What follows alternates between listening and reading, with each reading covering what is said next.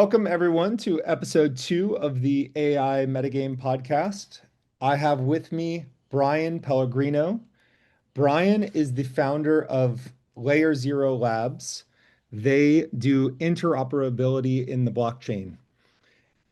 If you're crypto non-native like me, you might not know of Layer Zero Labs, but I've been assured by my crypto friends that it is a very large business within the crypto sphere.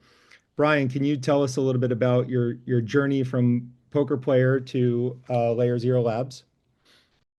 Yeah, sure. So, obviously poker, I started poker young. I started, nerd with the computer, small rural town, poker player as a teenager, went to school for CS, so did a bunch of that, but dropped out to play poker professionally. Black Friday happened, online poker gets banned in the United States, and I wake up without a career and with all of my money frozen. And so that was like the catalyst and transition period post 2011. So a couple things happened. One, I found Bitcoin because Bitcoin was the only way to move money around between the remaining kind of shady poker sites that remained. So found Bitcoin super early in 2011, 2013, 14 was like, running racks of miners in my garage, doing all of that stuff. So I've been in crypto for quite a long time now. And on the entrepreneurial side, started a company in 2011, sold it in 2013, saw AI, saw DeepMind's Atari agent demo, got incredibly fascinated by like the potential of reinforcement learning, spent a bunch of time building a bunch of models from scratch. Hadn't written code since college, so that had been like 8 years stale at that point.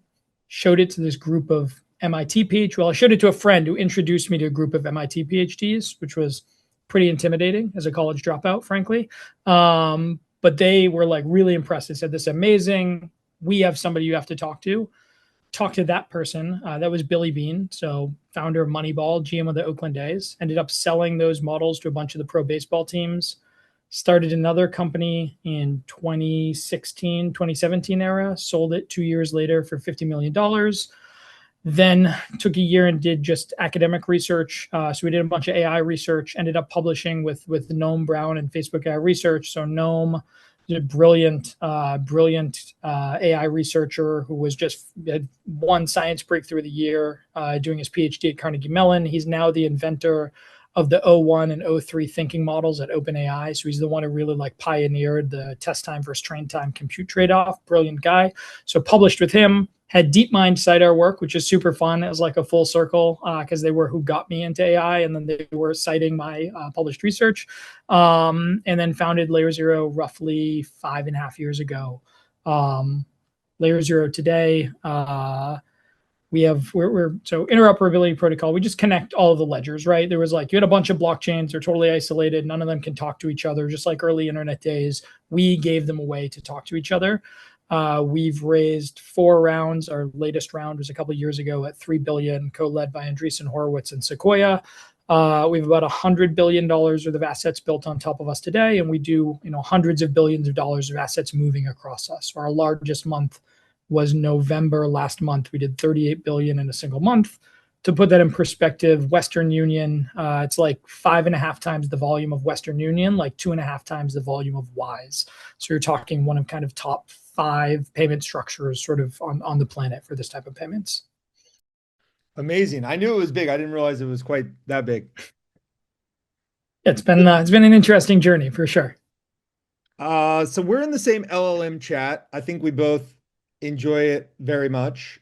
We tend to talk about how we use LLM for our personal lives, making us more efficient. There's a separate thing we'll get into later, which is how you use LLMs at layer zero. Tell me about how LLMs have transformed your personal life. Yeah, I think there's this concept of this second brain has been around for a long time. Obsidian, Evernote, all of these structures. And honestly, I'm just like not that organized as a person in general. I've always found it sort of difficult to maintain that. I think you originally had this post around you, and you were very early to this of integrating sort of Claude code and Obsidian and sort of having this merger, the intersection of two. And that really was an interesting catalyst for me to say, like, maybe I can actually leverage this in a very low lift way to really like expand that side of things. And so now I built out over a long, last couple of months now, this internal chief of staff that does everything across so many different vectors for me in terms of like work and personal life side of things. I have,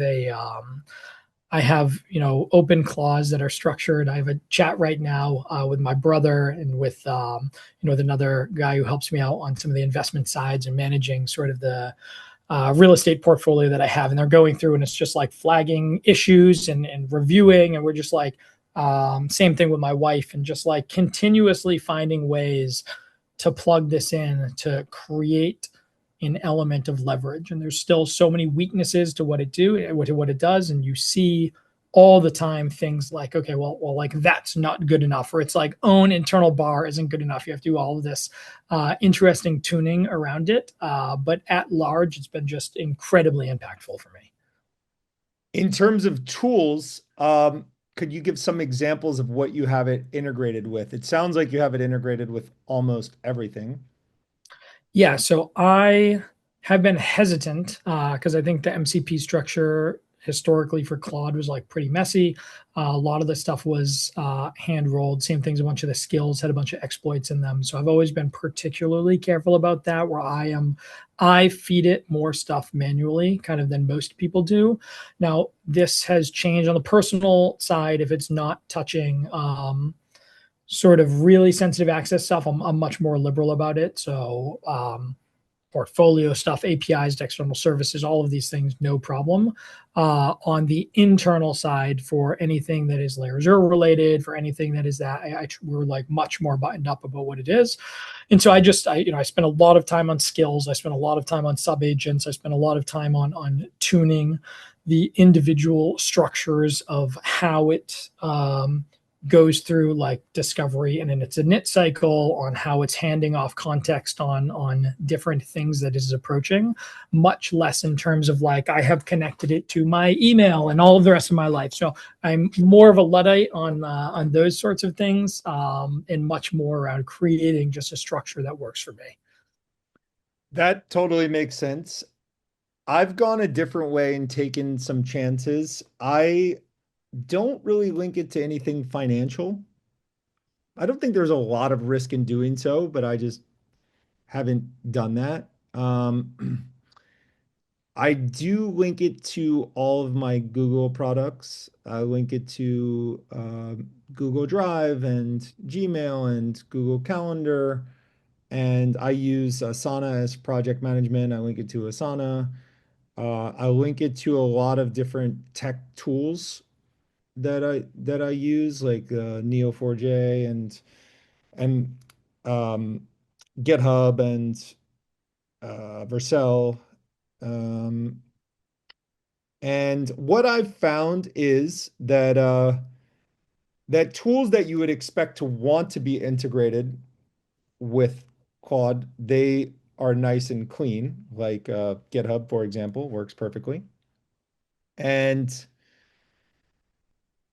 Google is playing protection.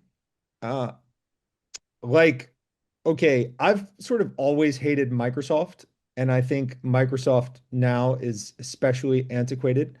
Um, so when I set up my new fancy computer, I spent a couple of hours painstakingly removing every touch of Microsoft from it, which is a surprisingly time-consuming procedure. You have to like work through with Claude like all the different ways. It's very time-consuming, but I think it's probably worth it because you don't want Microsoft to get its claws into you.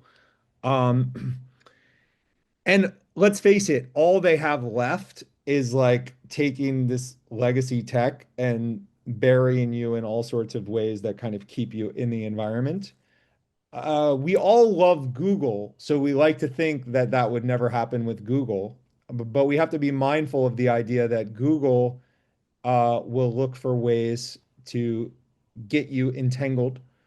Um, where it shows up now is that they allow Claude to interface via MCPs, but they make it difficult. For sure, they make it difficult. And you have to refresh tokens every 2 or 3 days, and the MCPs don't work that well. And I expect this kind of battle to continue.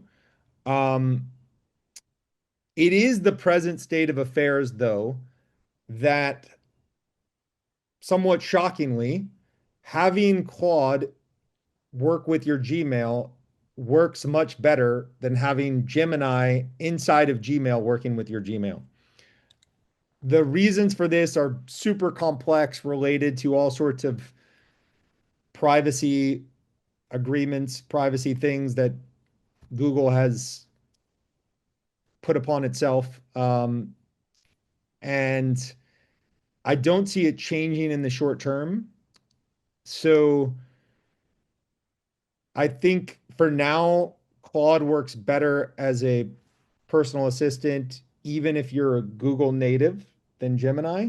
Um, and we will see if, I don't know, Google turns the dial and makes it even more difficult for Claude to work. But I do have everything connected. The MCPs are painful. They're also super token heavy, and a little slow, but it does all the stuff you want. Like at probably similar for both of us, you have like a start and an end procedure. And at the start procedure, it's sort of checking all the Google products and laying it out in a certain way. Um, so what I don't do much of, I have to say, is the OpenClaw type stuff. What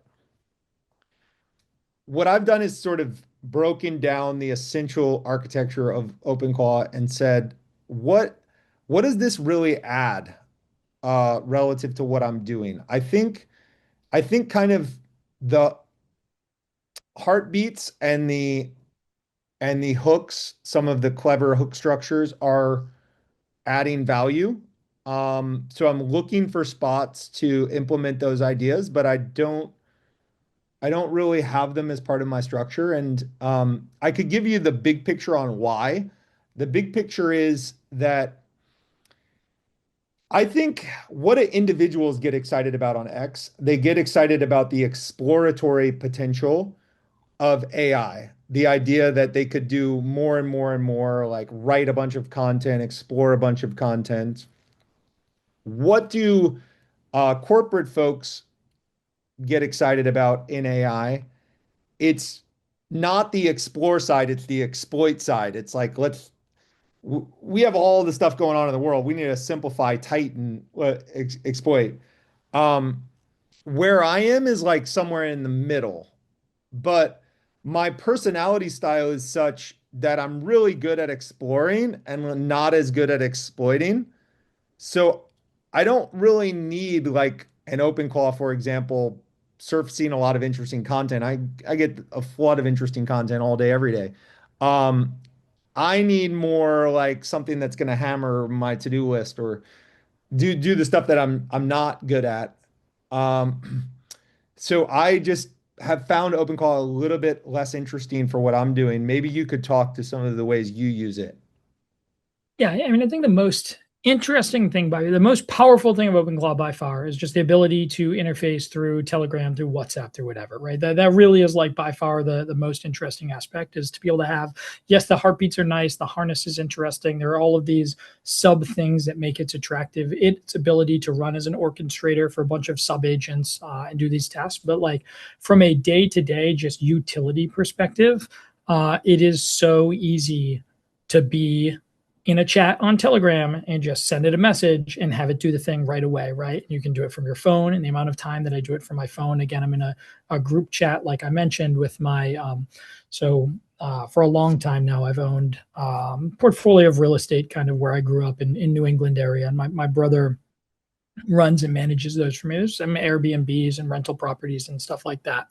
And we're just in a group chat, and we will be sending a message about it's hooked up to our APIs for how guest reservations come in. It's hooked up to sort of every piece of data around that for keeping track of financials, for keeping track of bookings, for pricing, for everything, and being able to like on the fly, it has spun up these dashboards that we're all looking at the same thing. It runs its own sort of like Kanban board for things that need to go to me, that need to go to them, that it's waiting on, that it is pending to do, in just a very easy structure. Whereas like getting up a localized Claude, like the way that I use my own chief of staff is like local on my computer.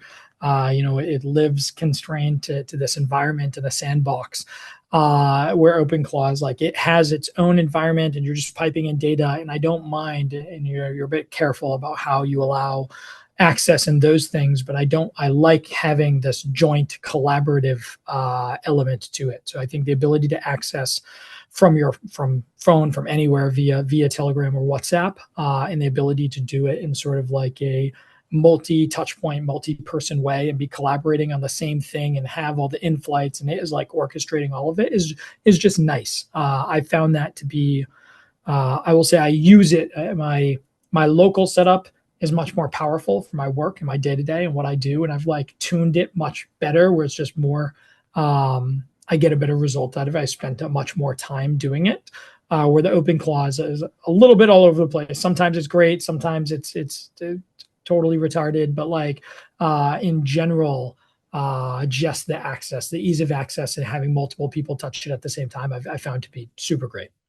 And you have one OpenClaw on a Mac Mini? So I have three. I use VPSs because I find them just to be easier, and you just lock down all the ports, and you only have sort of like Tailscale access, and you do this. But I have them separated basically by what I want in the sandbox. So I have one for more, let's call it like portfolio, like all of this real estate stuff and everything that again all of them can access, etc. One with my wife, which is more like our family life and tracking stuff for the kids, and you can just like very basic have a Telegram based LLM, effectively, your own Telegram based version of Chat GPT that then is tracking family stuff and different things going on, doing research for the kids, for a trip coming up, for anything basic like that. And then I have another for my own that's just sort of YOLOing side projects that I was more just experimenting the bounds of what it could do and what I thought was interesting. So if the side project one, for example, delivers something interesting, you kind of suck down that markdown file into your main computer. Yep. And how do you do that exactly? Yeah. So again, nice part about the setup is two things. One, usually, again, for each of these, I have a dashboard that only I can access. So you just have this totally locked down local dashboard that it can basically post things to. So it typically will just load files, context, anything that I need there, and I just pull it down directly. Could you explain this dashboard concept in a little more detail? Because it seems like it's important in LLM world to have a way to get some measure Yep. on all the complexity that we're creating. So I have each of them create their own dashboard. It does it locally, so it's only accessible via over your Tailscale network and only by your particular devices. And it is just running and hosting this. And so usually, my personal one has a bunch of tabs, and this can be from the weather in the places I am, to portfolio overviews, to news, to things that I'm focused on. And then probably has about six tabs for different things that are in flight for different areas of interest, whether it's research, whether it's this. The one with my brother that I was talking about just has three tabs, which is like the first one is portfolio overview, and it gives all of the properties, all of the financial information, sort of health checks, all of them. Will give action items, and then it has projections for the year and how you're benchmarking against projections, and then it has like a Kanban board that is just tracking the tasks of everything. You've mentioned that you're very careful on the security side, so it doesn't sound like you have reasons to worry. Um, how have you audited yourself just to be sure? And what general tips do you have for people using OpenClaw type structures? Yeah, there are a bunch of really, really good guides that go through. I think the cliffs of everything is you want it to restrict like all access universally as much as humanly possible and only allow access over Tailscale. There's a couple of really great guides. You can just feed it to it. I've actually had, like, once I had my first one structured and set up, I had it audit itself, and I had it then set up my next ones themselves. So it would go into a fresh VPS server and it would do everything to mirror its own setup. And I would ask both the new local version and that version to like try to break the setup. And so there's just, there are a couple of really great guides out there. I can link one after. Bob actually had sent me one of them originally. And so yeah, I mean, I think it's just really just a checklist of things to do. But it's pretty straightforward. It's not too bad. Have you found your token usage exploding? What is your personal token usage like? Yeah, it's very high. I had just the other day, I was laughing because our internal tools broke a Anthropic's usage API for organizations has basically been down, so you can't check individuals. But I, had three terminals, two Claude, one Codex that all ran for like 72 hours straight, basically, with like almost no breaks, right? So I am using a lot of tokens, a lot of time. That's a little bit separate from the stuff that we're talking about. But I use a lot, a lot, a lot. So I'll get you the most up to date number. Last I checked yesterday, the dashboard still wasn't broken on the Anthropic site for enterprises, but it's a very high number. I tend kind of bearish in macro outlook. I just have that bias a little bit. But my personal February experience made me bullish AI spend because I'll just two observations in February. One, if you're making a lot of use of these models, you kind of want to have the best at each point in time, right? Like, why wouldn't you? You're you're spending a lot of time. It's helping you be much more productive. It's not obvious to me why you would want to, I don't know, save 70 or 80% in cost and slow yourself down. Um, and the models themselves, as they're increasing in capability, are thrashing through a lot more tokens. So those things together lead me to think people are just going to spend way more on AI than we thought.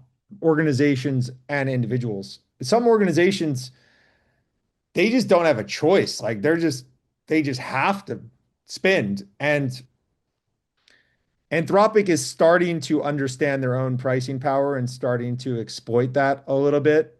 But there is another level of dial turning that they could do where they could get the token spend very high for their good customers.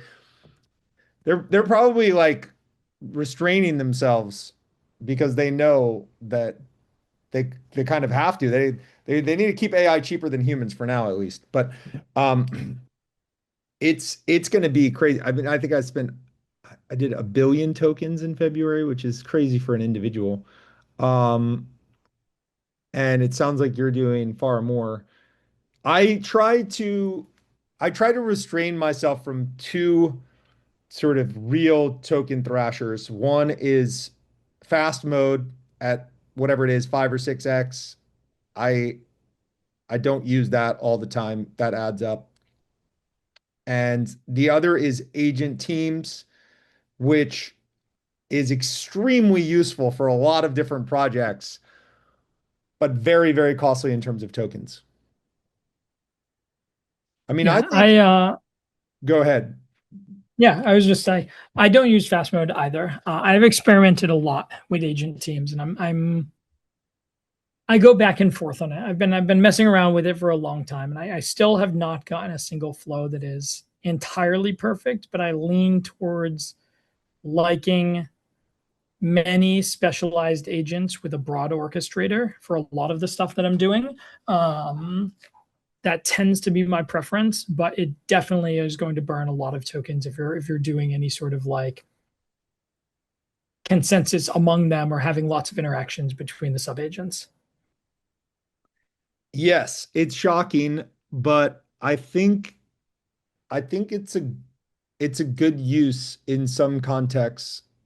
I think it's a good use, for example, um, as a non-coder, sometimes I'm nonetheless trying to understand like a big code base, and it could be useful to have agent teams sort of go through the whole thing and explain it to you. And I find that it's a better result when they're kind of coordinating with one another and talking with one another. I also think that there are contexts where you want to be working outside the context window, like far outside the context window, and you don't have time to set up a database or something like that. And so agent teams is a great way for you to be able to kind of look at everything at once. So an example would be like um, the old Claude 4.5 was like 2 books worth of information. And then now new Claude 4.6 is 10 books worth of information. What if you need to do 100 books worth of information? In the old days, if you really needed some careful work on 100 books worth of information, you would have to put it in some well-designed database, and ideally the database would be well suited for LLM interrogability. Um, Now with agent teams, there is at least the possibility that you could just put all 100 books in markdown files and have the agent teams explore them all at once by breaking them up into smaller chunks that fit within the context window and having the agents talk with one another and coordinate.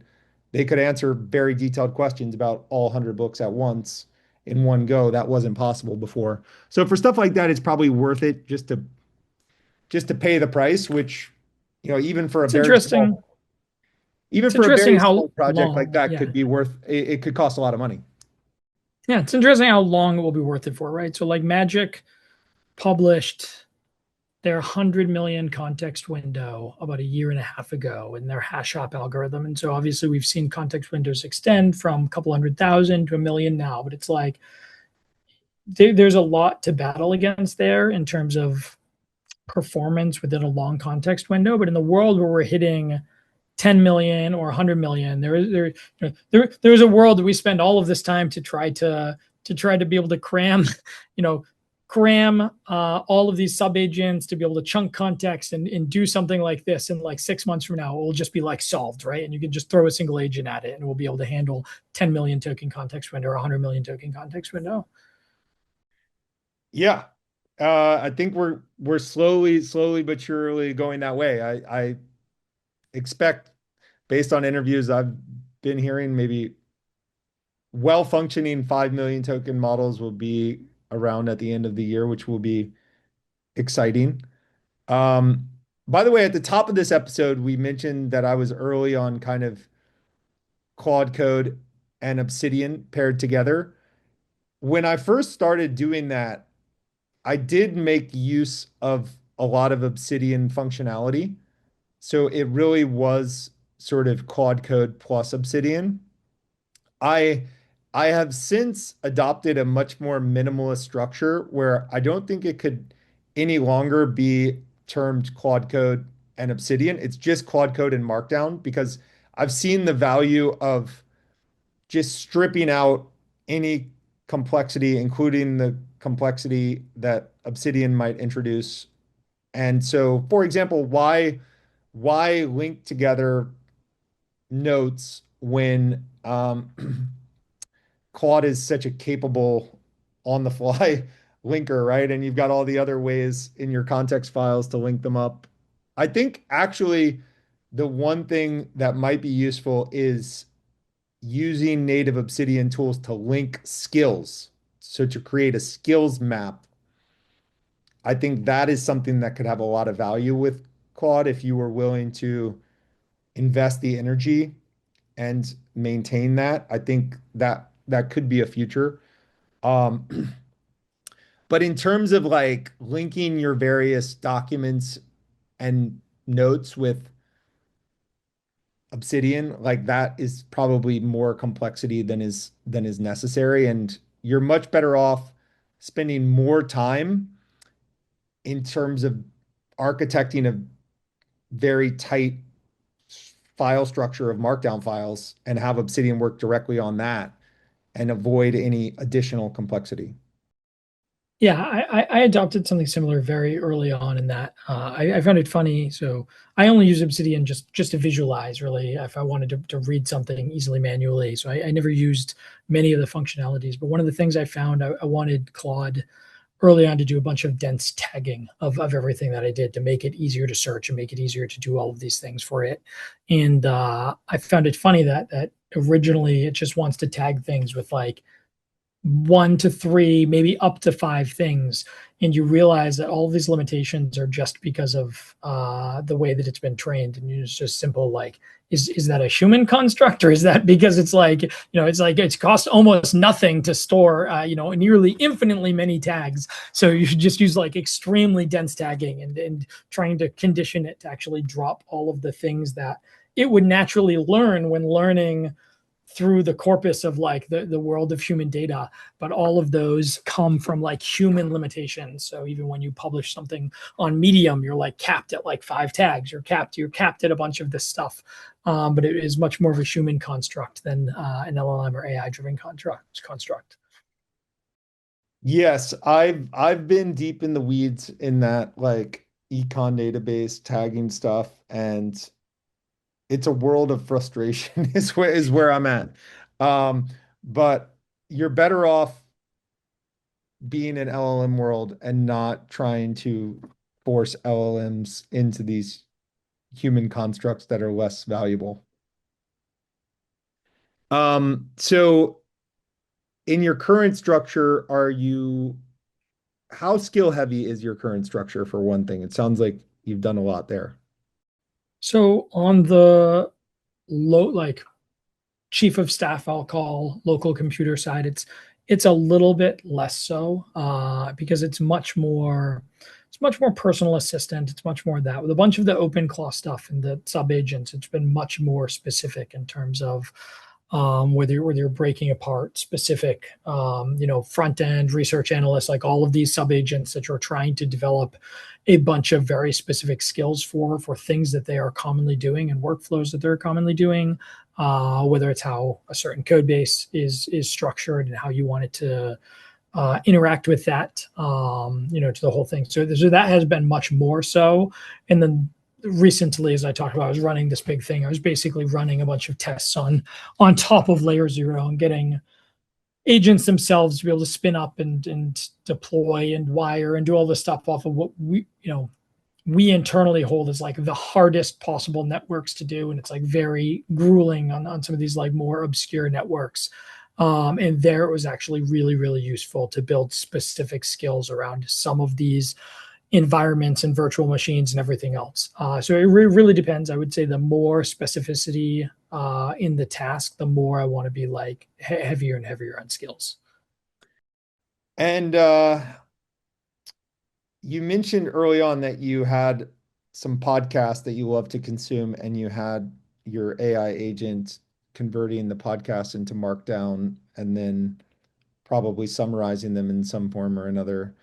I will note as a general matter, like Markdown files were not super interesting to have for personal use before AI agents. Now they are, and you can have markdown files on your computer for personal use without any sort of copyright problems. And there's seemingly no limit to the ability to convert YouTube, convert podcasts to markdown files that you want to interrogate for your own purposes. There's also no real limit to get books in markdown. A little bit cumbersome to get books into markdown, but you could have whole libraries of books that are on your computer well organized in markdown files. Maybe you could explain some of the things that you're doing.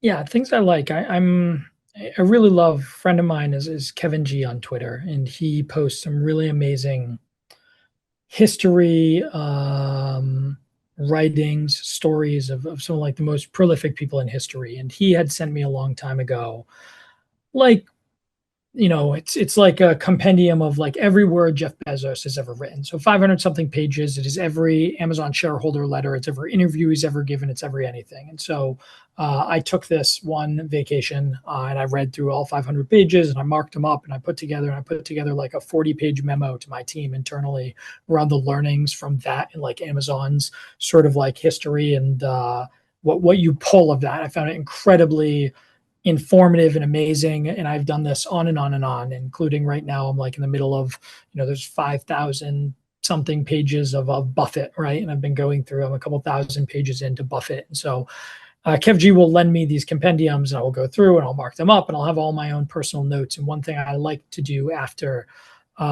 is upload both the source and my notes and basically have it pulling um, sort of like its own mental models based on my sort of framing and everything. And I have it try to construct mental models across each of these people that I respect or found interesting or the things that I pulled out of it.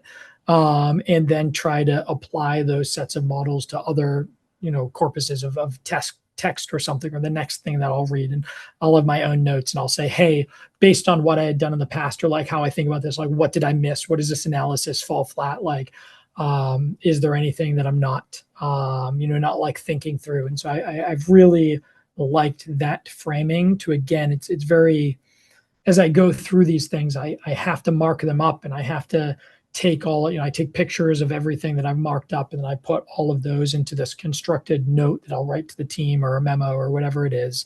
Um, and it's sort of like out of your mind. Again, maybe my memory is getting a little bit older, a little worse as I get older. But like when I'm in it, I'm learning so much. But the artifact at the end of it is the synthesis of all of the knowledge. And I know like the general rules, and you have like a slightly different mental model of how you'll approach things. You'll be able to reference, but the bulk of the pure text is sort of like gone over time.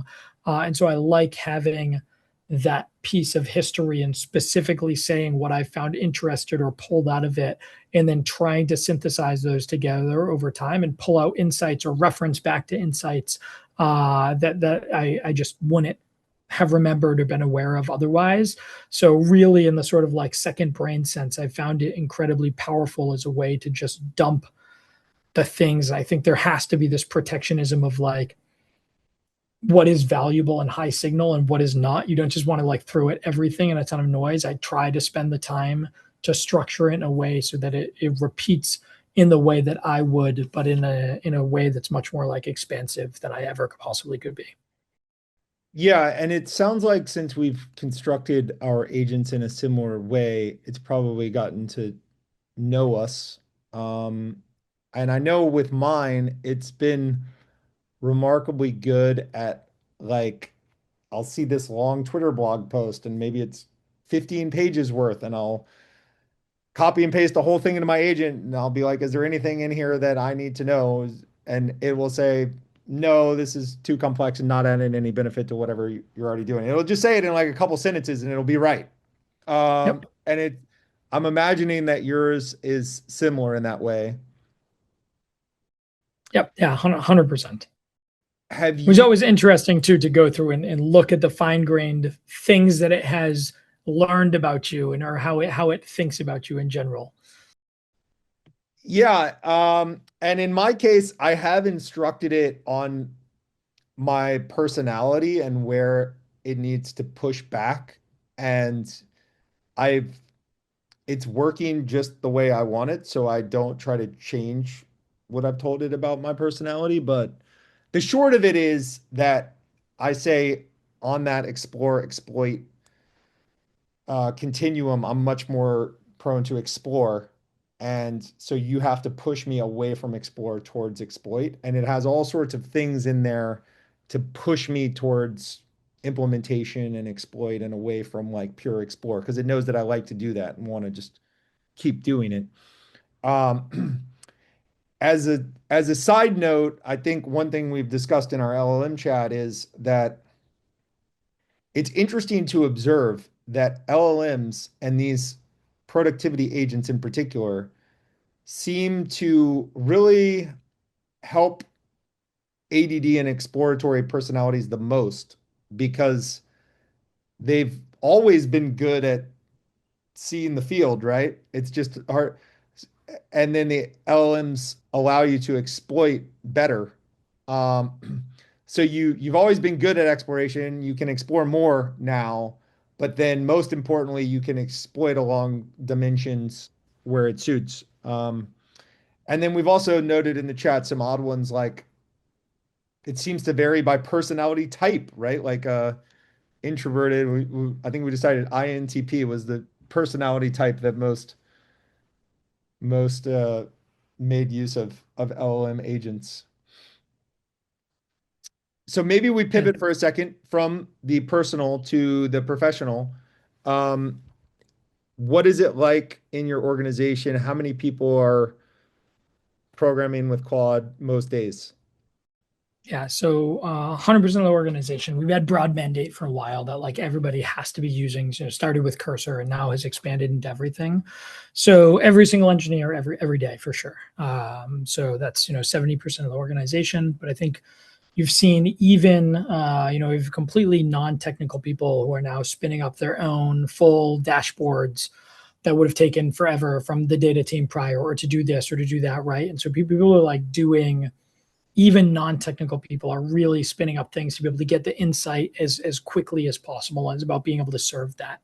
I would say one of the intuitions that I was most wrong on is my early intuition was that AI was going to be transformative broadly, but it was going to like bring up the floor. And so across the organization, all of our engineers would enjoy maybe a 50% productivity boost. And that would be great. That would be sort of meaningful at the speed that we go. And what we found is that it's actually our best engineers have gotten a huge multiple boost versus the average, like so night and day difference. And I thought it would be the inverse. So we have one guy, our chief architect, who's just brilliant, really, really brilliant.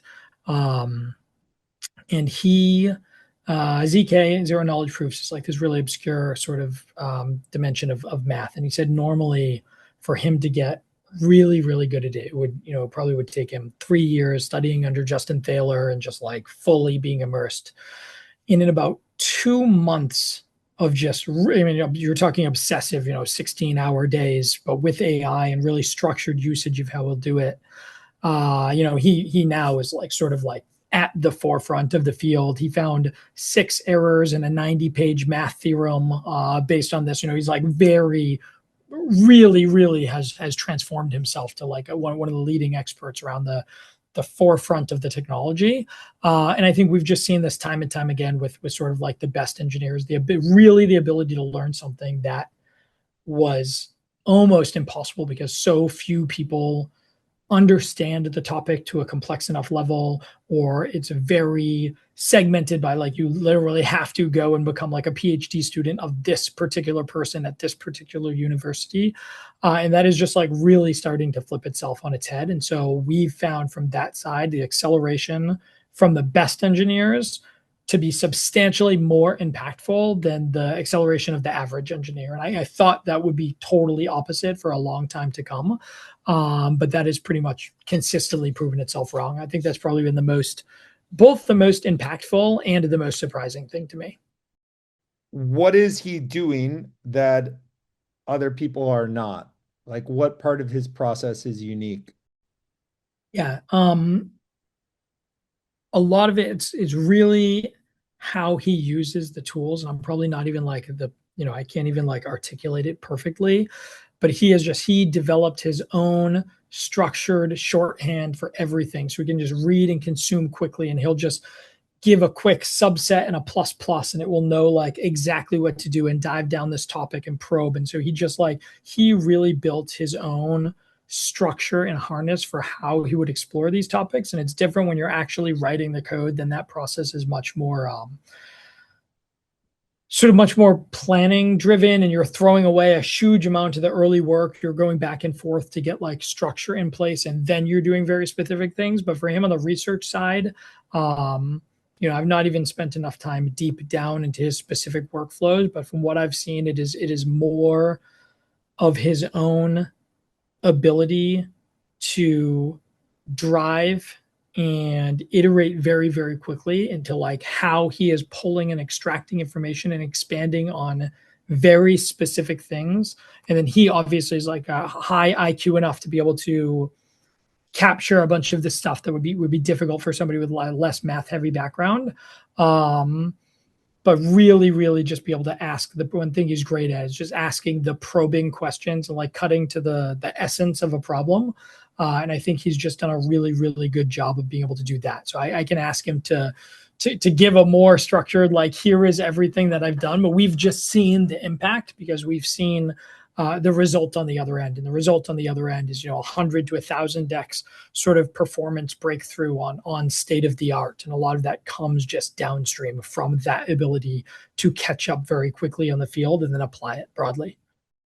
Is the nature of what he does that he doesn't have to explain how he's doing what he's doing? Like people can just see the results and evaluate the results, so he doesn't really have to explain how he got there.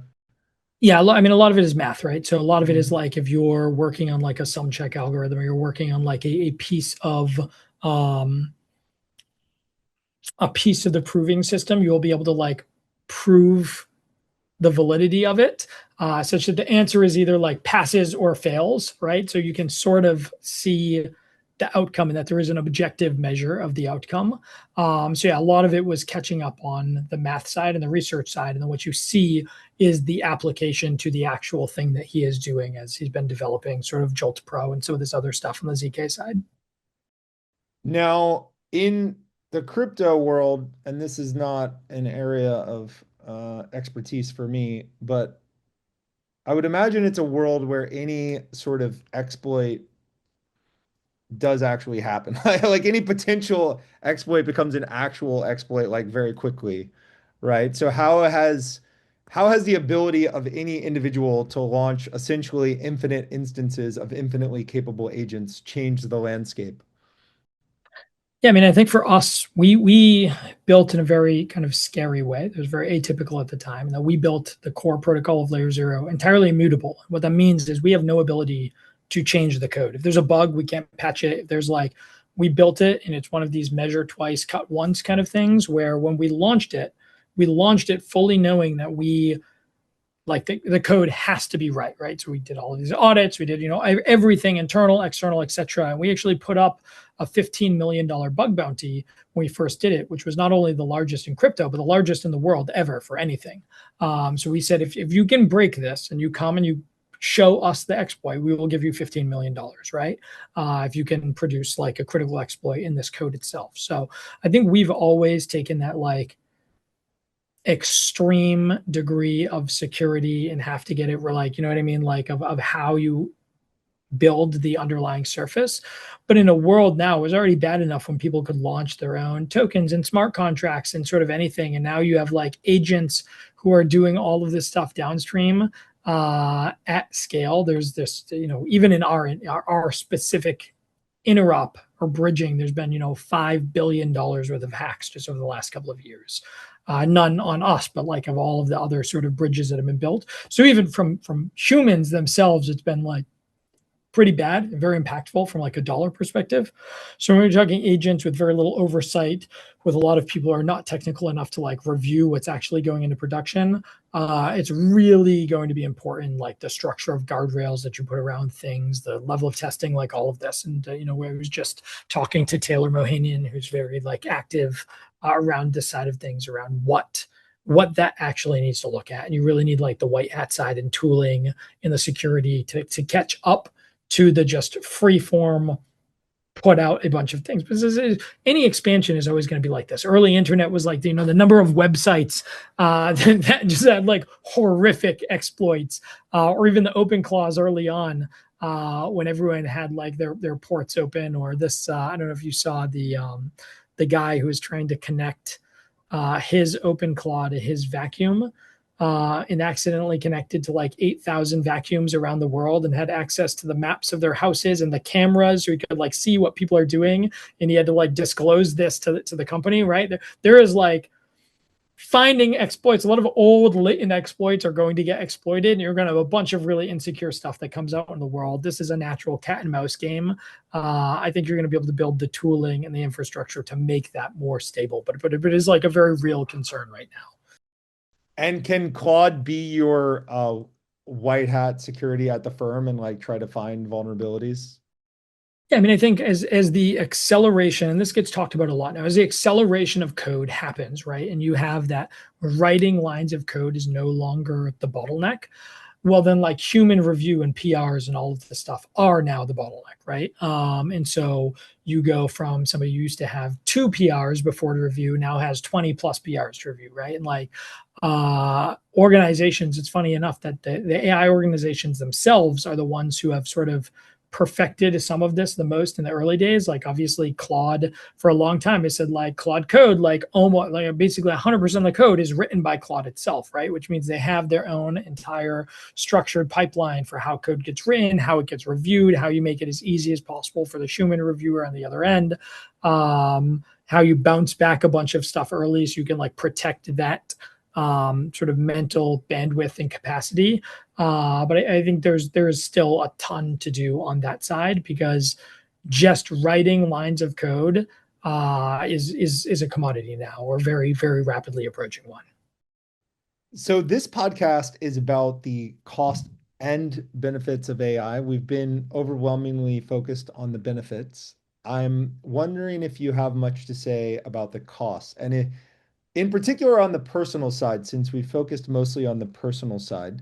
The costs can be uh, too much time that you find yourself spending tinkering with the system. The cost can be over complexity. The cost could be human relationships. It could be anything. I'm wondering if you have anything to say on this.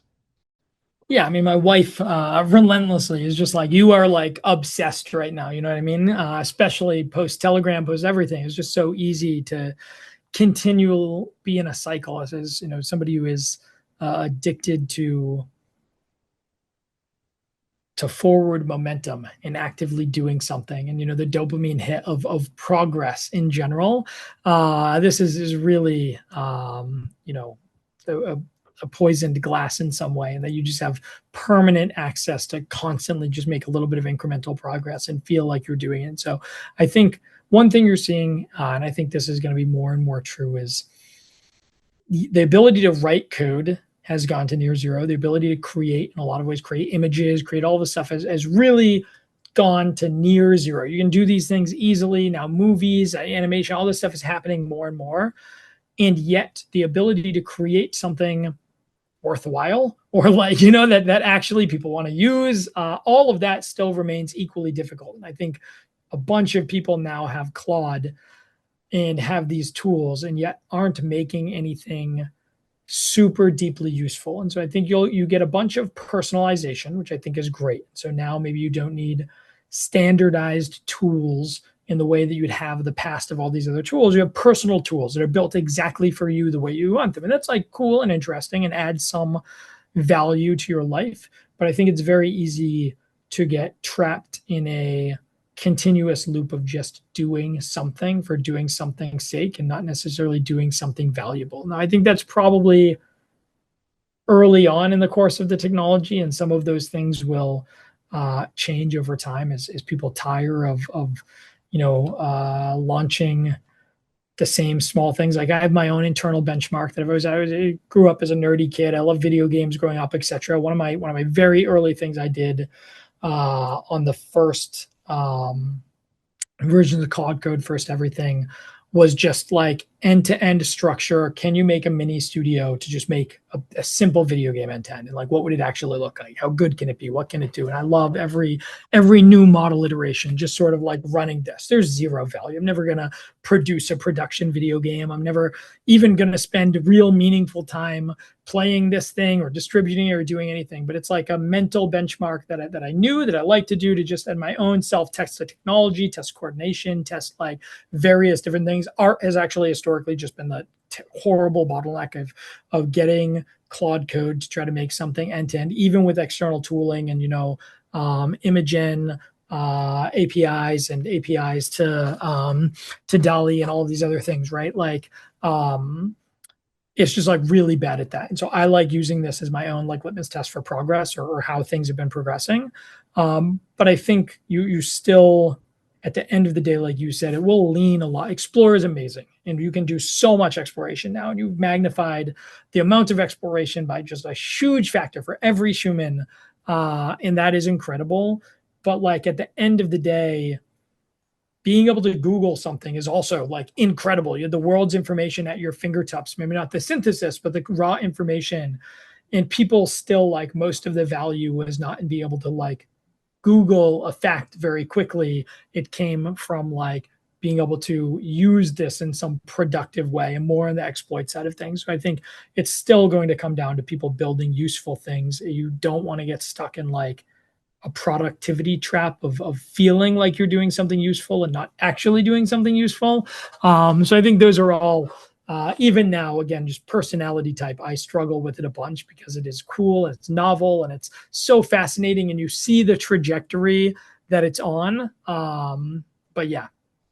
How do you keep your system, your file structure, tight and up to date?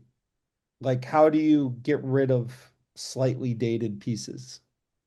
So I don't actually prune things in terms of like deleting them from the file system, which is maybe I'm just a hoarder in general in most of things. But I've staleness factor on everything that I'm doing. And so information that hasn't gotten used in a while, tasks that have been stale, all of those things have a score that are associated with them in terms of like a staleness or a freshness score. In things that drop to the bottom of that will basically get pruned from active checking, from memory, from everything. And you always go back and reference them if you need to, but it's constantly trying to tighten up the core window of things that it is like paying attention to, or I do this with my belief system. So I have it, especially as I do all this writing and as I do all these other things, it sort of like parses out my own belief system, and then things that I have believed at a certain point in time, but have not been used or verified or referenced in a long period of time, start to get staler and staler.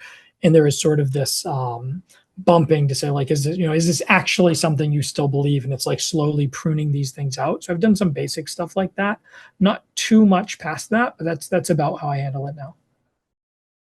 It's been suggested to me by the agent that we adopt staleness for some things. Did you just sort of have Claude implement that procedure for you, or was it a more careful process? Yeah, no, I like to do for most things that I'm doing.